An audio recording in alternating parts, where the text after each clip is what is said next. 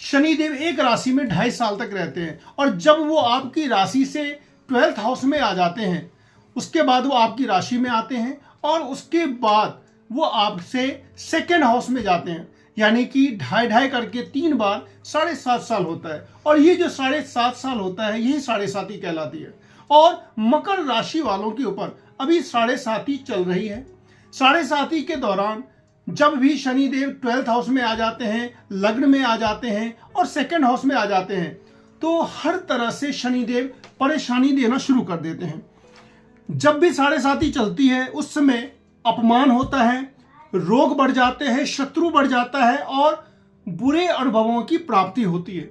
लेकिन साथ ही साथ शनिदेव जब जाने लगते हैं, यानी कि जब तीसरा फेज आता है, जब शनिदेव आपकी राशि से 2nd हाउस में आकर के और तीसरे हाउस में जो प्रवेश करने वाले होते हैं तो उस समय में शनि की 7.5 की समाप्ति होती है।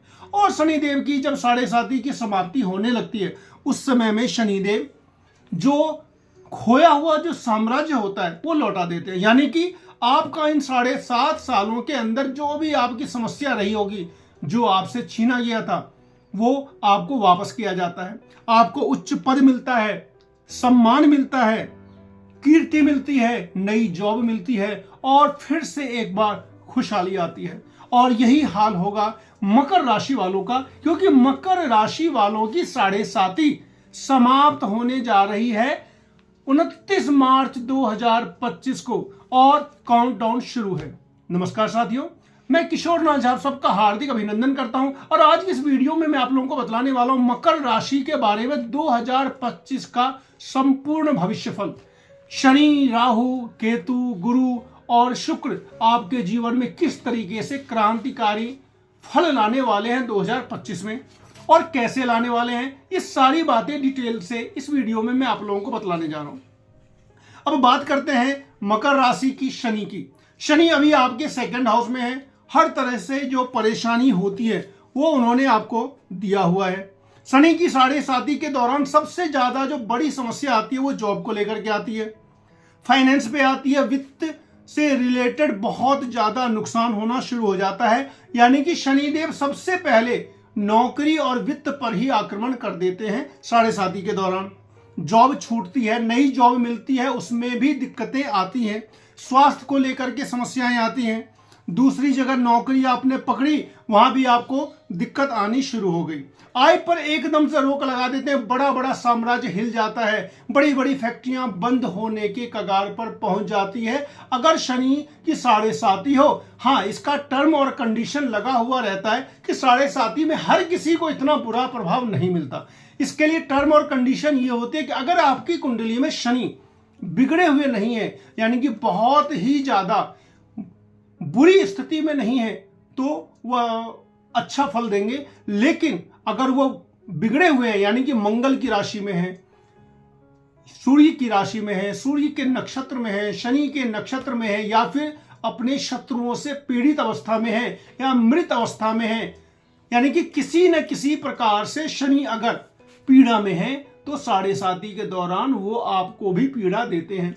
इसीलिए कहते हैं बहुत सारे लोग ये भी कहते हैं कि हमारी 7.5 चली लेकिन हमें ज्यादा कटु अनुभव देखने को नहीं मिला। इसके पीछे का रहस्य ये है, आप अपनी कुंडली देखें, उसमें जरूर शनि आपके मित्र के घर में होंगे, हो सकता है कि अपनी स्वराशि के होंगे, उच्च के होंगे। तो इस तरीके से जिनका शनि अच्छा है उनके लिए सामान्य फलदायी रहता है 7.5, लेकिन जिनका शनि बिगड़ा हुआ है उनको 7.5 के दौरान बहुत ही खराब अनुभव मिलता है। अब बात यह आती है कि इतना बात सत्य है कि जब 7.5 की समाप्ति होती है तो जिसकी भी वो 7.5 होती है 7.5 साल के बाद उसको अच्छा अनुभव जरूर मिलता है। मकर राशि वालों के लिए 29 मार्च 2025 को शनिदेव 7.5 की समाप्ति कर देंगे और उसके बाद वो चले जाएंगे तीसरे हाउस में, यानी कि चंद्रमा से तीसरे घर में मीन राशि के अंदर शनि का प्रवेश होगा। साथ ही साथ 27 दिसंबर 2024 से शनि ने नक्षत्र परिवर्तन भी किया है। पूर्वा भाद्रपद नक्षत्र में वो जा रहे हैं 27 दिसंबर 2024 को। और पूर्वा भाद्रपद नक्षत्र का एक सबसे बड़ा फायदा क्या होता है, वो आपके लिए मैं बतला दूं। सबसे बड़ा फायदा इसमें मकर राशि वालों को ही होगा, क्योंकि मकर राशि वालों के लिए शनि अब बहुत ही शुभ स्थिति में जा रहे हैं। पूर्वा भाद्रपद गुरु का नक्षत्र होता है, और पूर्वा भाद्रपद का अर्थ ही होता है शुभ पद, यानी कि भाग्यशाली पैरों वाला नक्षत्र। यह नक्षत्र ही ऐसा है जिसके आते के साथ ही इसका पैर बहुत ही ज्यादा भाग्यशाली होता है। गुरु का नक्षत्र है, गुरु और शनि में समता है। शनि तीसरे भाव में जाकर के अच्छा फल देते हैं। गोचर में शनि का तीसरा भाव में जाना बहुत ही ज्यादा शुभ फलदायी होता है। कैसे होता है इसके बारे में आप डिटेल से जान सकते हैं। शनि जब कभी तीसरे भाव में जब जाते हैं तो वो पराक्रम की वृद्धि करते हैं। पराक्रम की वृद्धि करने से ही आदमी के अंदर में अपने आप सेल्फ कॉन्फिडेंस आ जाता है। धन की प्राप्ति होनी शुरू हो जाती है। धन की जब प्राप्ति होनी शुरू हो जाएगी तो निश्चित रूप से आपका जो समस्या है वो अपने आप वो दूर होने लगता है। और शनि तीसरे भाव में आकर के भाग्य भाव पर में भी दृष्टि देते हैं। अब यहां पर देखिए सबसे अच्छी बात यह है कि शनि मीन राशि में है, और मीन राशि में उनकी जहां जहां दृष्टि जा रही है वहां पर या तो मित्र का घर है या फिर उनके किसी अपने का घर है, यानी कि या सम का घर है। तीसरी दृष्टि वो शुक्र की राशि पे पड़ेगी, शुक्र उनका मित्र है। सातवीं दृष्टि बुध पे पड़ेगी, बुध से भी मित्रता ही है। और 10वीं दृष्टि जो पड़ेगी वो गुरु की राशि पे पड़ेगी, और गुरु उनका समय, यानी कि शनि की दृष्टि पड़ जाने से तीसरी, 7वीं और 10वीं तीनों ही दृष्टि पड़ जाने से लिए आपके लिए ये लाभदायक सिद्ध होगा। तो शनि आपके लिए बहुत अच्छा फल देने वाले हैं। निश्चित रूप से 27 दिसंबर से नक्षत्र परिवर्तन से भी लाभ मिलेगा, और 29 मार्च 2025 के बाद से तो हर हाल में 7.5 की समाप्ति के साथ खोए हुए साम्राज्य को मिलने की स्थिति बन जाएगी। इसी बीच बात करते हैं गुरु की। गुरु आपके लिए 12th हाउस के लॉर्ड और तीसरे हाउस के लॉर्ड हैं, यानी कि द्वादशेश और तृतीय से। हालांकि मकर राशि वालों के लिए गुरु कारक नहीं होता है, अच्छे फल देने वाला नहीं होते हैं, लेकिन देवताओं के गुरु कहीं भी हो उनकी जो दृष्टि होती है वो बहुत ही ज्यादा शुभ होती है। बृहस्पति की दृष्टि सबसे ज्यादा शुभ मानी जाती है। अब यहां पे देख रहे हैं कि बृहस्पति आपके मई में जाकर के आपके 6ठे भाव में चले जाएंगे। अब बृहस्पति की 5वीं, 7वीं और 9वीं दृष्टि होती है, तो गुरु की दृष्टि पड़ेगी आपके 10म भाव पर। और गुरु का जब भी 10म भाव से संबंध बनता है तो नई नौकरी मिलती है, प्रमोशन होता है, नौकरी से संबंधित जो भी नेगेटिविटी लाइफ की होती है वो दूर हो जाती है। 12th हाउस पर जब अपने ही घर पे दृष्टि पड़ेगी, यानी कि 12th हाउस का लॉर्ड भी गुरु, और उस पर अपने घर पे जब किसी प्लैनेट की दृष्टि पड़ती है तो वहां क्या होना चाहिए, नॉर्मल मैथमेटिक्स है कि जब अपने ही घर पे दृष्टि पड़ेगी तो वहां पे अच्छा होगा। 12th हाउस होता है व्यर्थ व्यय का। तो गुरु इस साल पूरे 13 महीने तक के लिए बतला रहा हूं, व्यर्थ व्यय पर आपका रोक लगेगा, अनावश्यक खर्च नहीं होगा। और साथ ही साथ 2nd हाउस जो होता है वो होता है धन का, बैलेंस, इनकम का, बैंक बैलेंस का।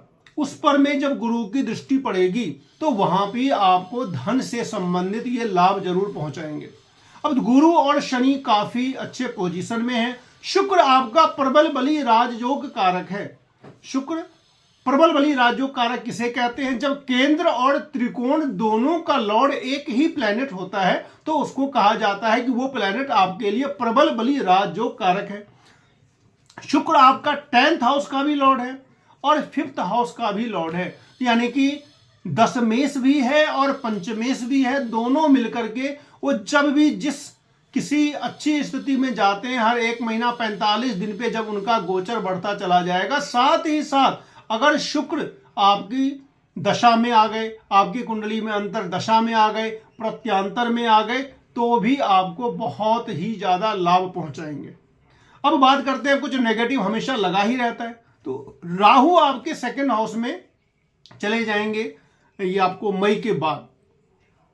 तो राहु जब 2nd हाउस में चले जाते हैं तो होता क्या है, अकस्मात प्लस भी होता है माइनस भी होता है, दोनों बातें होती हैं। ये नहीं बतला रहा हूं कि अकस्मात आपको खाली मिलेगा ही, अकस्मात धन की प्राप्ति हो भी सकती है और अकस्मात नुकसान भी हो सकता है।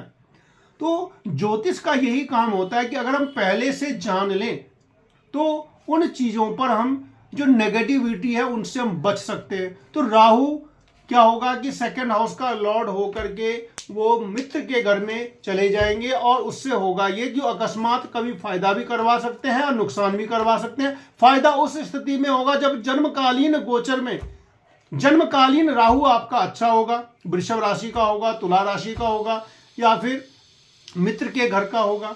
एटलीस्ट अगर वो स्त्री राशि का हो 2, 4, 6, 8, 10, 12 तो भी आपके लिए वो फायदेमंद रहेंगे।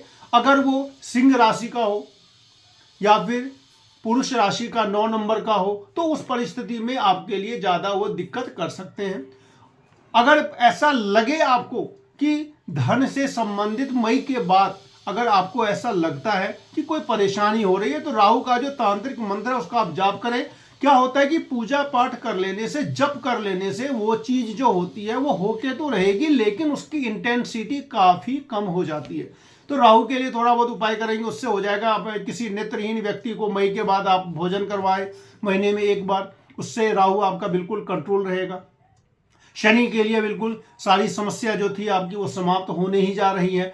गुरु हालांकि छठे भाव में जाकर के रोग कारक हो जाते हैं, रोग देते हैं, किसी न किसी प्रकार के पेट का रोग देते हैं। तो पेट का रोग तो देंगे, कोई बड़ी बात नहीं है, आप उसके लिए तो खैर अपना आप जो भी अपना ख्याल आप रखें थोड़ा सा। लेकिन 10th हाउस में, 12th हाउस में और 2nd हाउस में उनकी दृष्टि से आपको जॉब में आपके धन के खर्चे पे लगाम लगेगी, नई जॉब मिलेगी, प्रमोशन मिलेगा और धन का आप संचय भी कर पाएंगे, यानी कि बैंक बैलेंस आप बढ़ा पाएंगे। इस तरीके से मैं देख पा रहा हूं कि मकर राशि वालों के लिए शनि, बृहस्पति ये दोनों मिलकर के आपको, और शुक्र हर हाल में अच्छा ही फल देने वाले हैं। तो शुक्र की चिंता ही नहीं करनी, कहीं पर भी जाएंगे तो वो आपको हर हाल में वो शुभ फल ही देंगे। राहु से थोड़ा सा सावधान रहना होगा। सूर्य आपका अष्टमेश है, यानी कि अष्टम के मालिक है, तो वो खराब फल देते हैं। इसके लिए अगर किसी की सूर्य की अंतर्दशा चल रही हो तो वो सूर्य देव को अर्घ्य देते रहें, उनकी पूजा करते रहें।